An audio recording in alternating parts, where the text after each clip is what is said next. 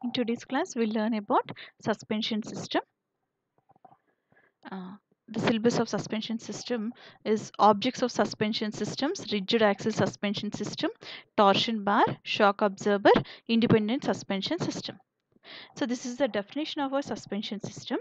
Suspension is the system of tires, tire air, springs, shock absorbers and linkages that connects the vehicle to its wheels and allows relative motion between the two. Suspension system must support both the road handling, holding and ride quality. It means suspension system is a system which gives comfort to the person who is driving. It means it consists of all the parts like tire, the air in the tire and the springs which are used for damping. It means for observing the shocks. um, the linkages which you have between the tires and the frame of the car. So all these things will come under the part of suspension system. In this class we are going to learn about different types of suspension systems which we have. So the objectives of suspension system, it means the purpose of suspension system is to prevent the road shocks from being transmitted to the vehicle components. It means if there are any up and downs, it means if road is not even, if you have any shocks, that shock should not get transmitted to other parts of the automobile. Next is to preserve the stability of the vehicle in pitching and rolling while in motion. It means if your vehicle is going over some stone, or if it is getting into some small uneven roads, so in such cases, because of the pitching and rolling, the vehicle should not get disturbed. It means there should be a safe drive, and for providing such safe drive you need a good suspension system.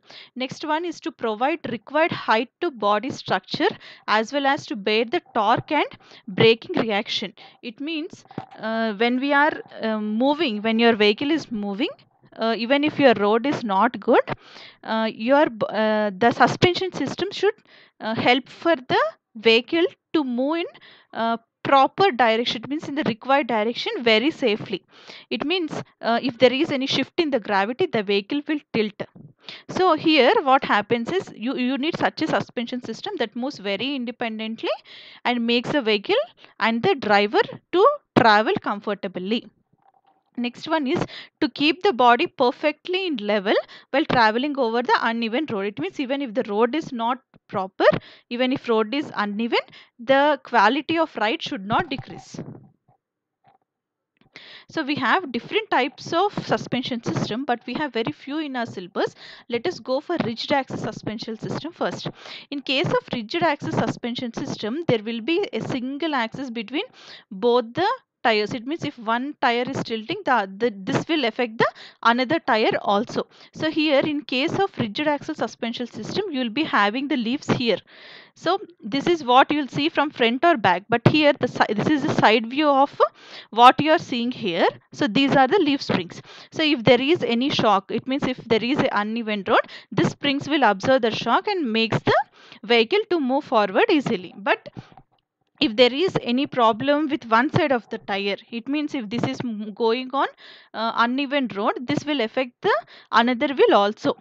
But the thing is, this type of suspension system is used for carrying heavy loads, and the system is very easy and simple to construct, and the cost of construction is also very less.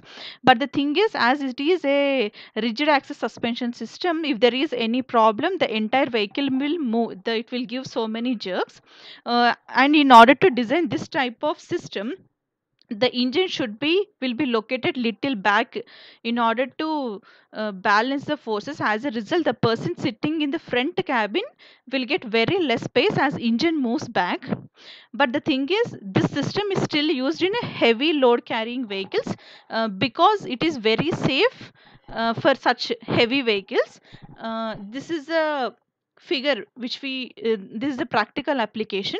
Here this is a long leaf spring which is connected to the rear wheel, and these are the springs. So this is a leaf spring which we use, and when there is a jerk, this leaf spring will absorb the shock. But the thing is, it don't absorb 100% of shocks. So the power will get transmitted to the vehicles, and that's why the heavy vehicles will start giving jerks behind. It means not near the driver. The people sitting at the back seats will face a discomfort because of rigid axis suspension system. So next one is independent suspension system. In order to eliminate the limitations of rigid axis suspension system, we have gone for independent suspension system. First one is MacPherson stirred type suspension system. So here you have a wheel. This is a wheel hub. This is the stirred, and this is the lower arm. Now what happens is, if your vehicle is going on uneven surface, this wheel will move back, and the movement will be absorbed by this strut. It means this strut will move inside this green color strut. Here this component will move inside, and it will absorb the jerk, and again it will send back the wheel, and this will not get transmitted to another wheel, and at the same time this will not get transmitted to the frame of the automobile. Next one is wishbone type suspension system. Here this spring is located here, and now this is the lower arm, this is the stirred, this is the frame, this is the wheel. And now when your wheel is moving over the uneven surface like this, the shock will be absorbed by the spring which is present here, and this will not be transmitted to the vehicle. Next one is swing arm suspension system. Here you have a arm. This yellow color one is the arm. So whenever there is movement, this arm will observe this movement, and this arm will start moving. If the arm is located at the front side, then we call it as lead arm, and if the arm is located at back side of the vehicle, then we call it as trailing arm.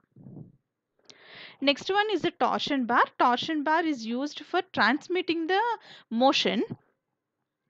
See, this is the part which you have at the vehicle tire, and this is the part you have at the chassis. Now the torsion bar is located in between both of them. So whenever there is movement in the tire, maximum movement will be absorbed by the springs, but some of it will be transmitted to the torsion bar, and this torsion bar will start rotating. And so this is also act as a part of suspension system. So here is the definition. The torsion bar is basically a length of metal rod anchored at one end to the car body and at the other end to the suspension lower link. As the wheel passes over a bump, the bar twists. It returns to its original position when the bump is passed and restores the car to its normal drive height. So that's what I said. This is the tire and this is the chassis. This is the torsion bar. And if your vehicle is moving over uneven road, then the shocks will be absorbed by the tire, but by the springs, but some of it will be transmitted to torsion bar. That at that conditions the torsion bar will twist, and after some time it will come back to its original position. So that is about torsion bar. Next one is shock absorber. Generally shock absorbers will be springs and some hydraulic systems.